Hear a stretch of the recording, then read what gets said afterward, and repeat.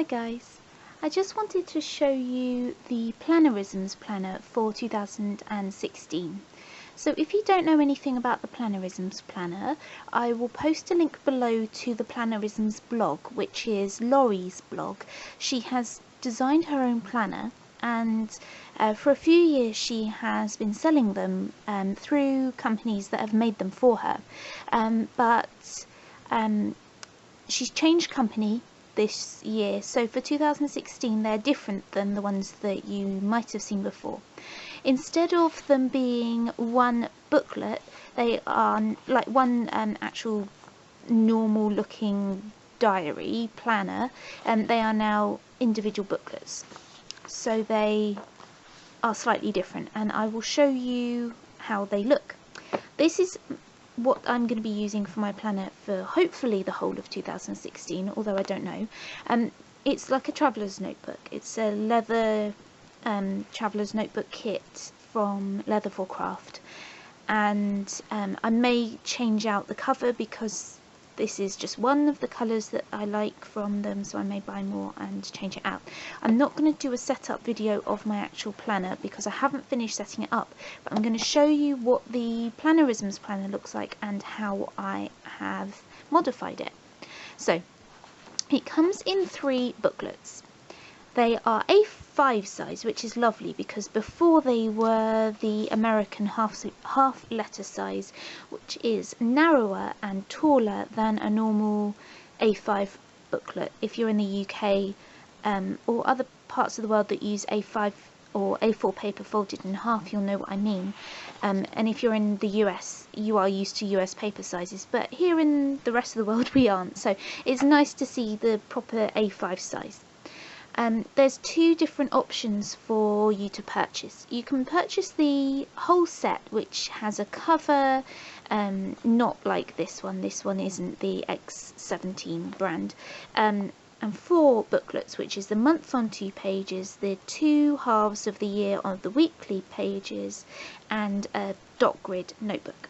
But I bought just the planners themselves, so I will show you what they are quickly. You can see Laurie's blog for more details, but mainly I'm going to show you how I've modified them. So this is the monthly planner.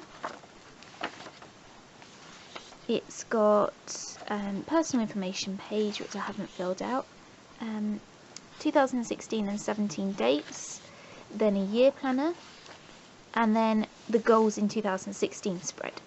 Laurie focuses a lot on goals, so for example I've put in that when I finish my course and I want to get a high 2-1 in my MA, these are a couple of things that I want to do straight away, but that won't be until the end of the year because my course doesn't finish until September. So and then you break your goals down into the quarters of the year, so the first 3 months, second 3 months, etc., and these are just my assignments, and then it goes on to the months. So you have these month grids, which are traditional month grids. They are Monday starts, which I much prefer to the traditional American Sunday starts. In the UK, we always have Monday starts, although my mum does use Sunday starts, which really confuses me. They have these notes pages either in front of or behind the month. So if you prefer to have your monthly notes page before the month, you can use that, or behind the month you can use that, but I'm using them before the month, so I've labelled them with some washi tape February and a little F there on some washi tape, so that shows me it's February, and from the side of the book I can see that they indicate the month. And then you have your weekly books, which are divided into 2. So this is the the July to December weekly books. It's a vertical page layout, and you've got plenty of space for weekly to-dos, notes and things underneath the grid. I love this layout, it's brilliant. I won't go into too much detail on the layout because you can see that on the blog. I have modified it slightly, and you might be able to see this book is falling apart, and that's because I took the staples out. The reason why I did that is because I don't need 6 months of weekly pages in my book at any one time. I just need 5 weeks at one time and the monthly grid. So what I did was I took this staples out of this one and took the first 5 weeks of the year and put them in the middle of the monthly book. So this is the first 5 weeks of the year. But of course, because it's the signature bound format, I get 5 weeks later in the year. I've put a piece of paper over them so I can ignore them, because I don't need May to June. But I have then got a whole year's worth of monthlies and 5 weeks of weeklies in one really slim book, and that is all I need. I've also got bullet journal in here, which I will show you when I do a proper setup video. Now I'm going to show you how I've modified the monthly and the weekly pages. Now, just to note that I've only just started doing this, so I haven't got much on these pages, and I will be adapting it as I find things to write about. What I've done is I've drawn these time blocks on each day.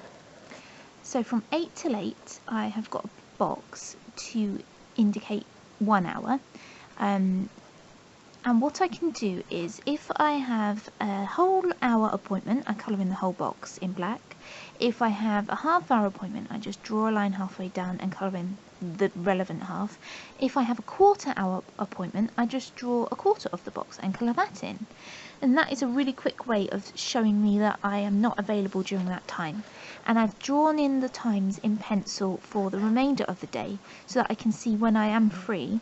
So for example, at a glance, if I left these boxes blank, I wouldn't know what time that was. I'd have to count 8, 9, 10. But because I've written in 11, I know that I've got 11 o'clock free. Now these, obviously, I haven't written down what these correspond to, and these are all my lectures. I will have a list in my in one of my other pages of what lectures I've got and when and where. But this is at a glance to know that I am not available on that time. And the reason why I've got this here, even though I've got the January weekly pages in, is because even though I didn't need to do this for January, for the forthcoming weeks, for forward planning, when I don't have the pages in, because for example I've not got any pages past the 5th of February, I can, if somebody asks me, are you available on Tuesday the 23rd at 9 o'clock, I'll say, let me check, and I'm not quite sure. Look, I've got a question mark there because there is going to be something at some point during the day that I'm going to have to attend. So I can tell that I am going to be busy at some point during that day, or I can tell that I'm free, or that I'm busy, or that I'm tentatively busy. I could do more complicated things on here, like put an L for lecture, an M for meeting, an A for appointment, and that sort of thing.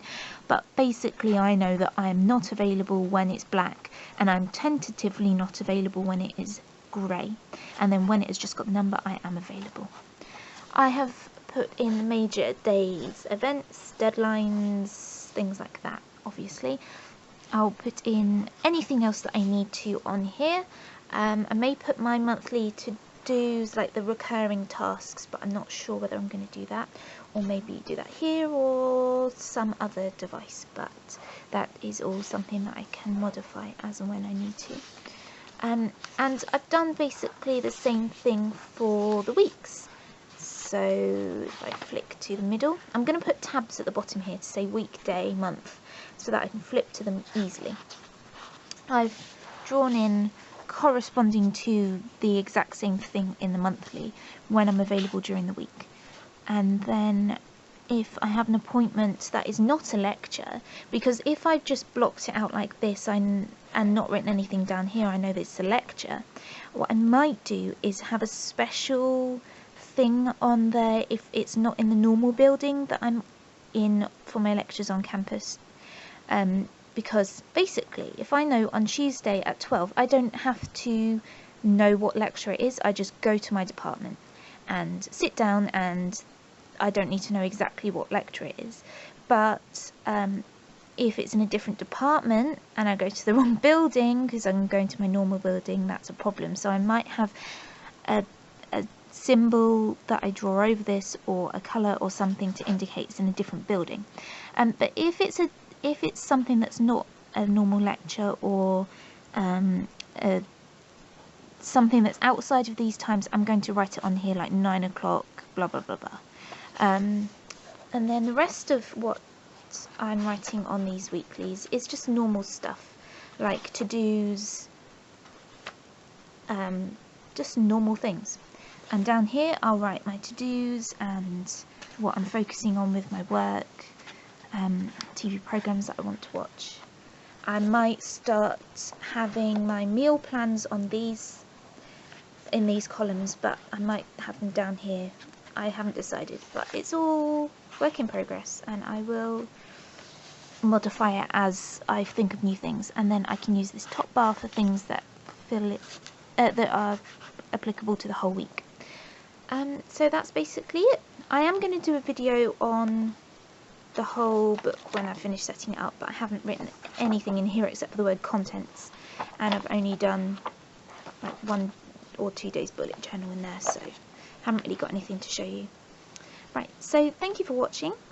I will post below to the Plannerisms blog where you can buy the well, there's a link to buying these inserts, to let you know that they are limited, sort of limited edition type of thing, because there were only 100 made. That is important because if you're watching this quite late in the year, there will probably be none left. If you're watching this quite late in the month of January, there might not be any left. But if you're watching it early in January or late in 2015, there might be some left, so check out the links on Laurie's blog. But definitely check out Laurie's blog for how to use the Plannerisms Planner ideas.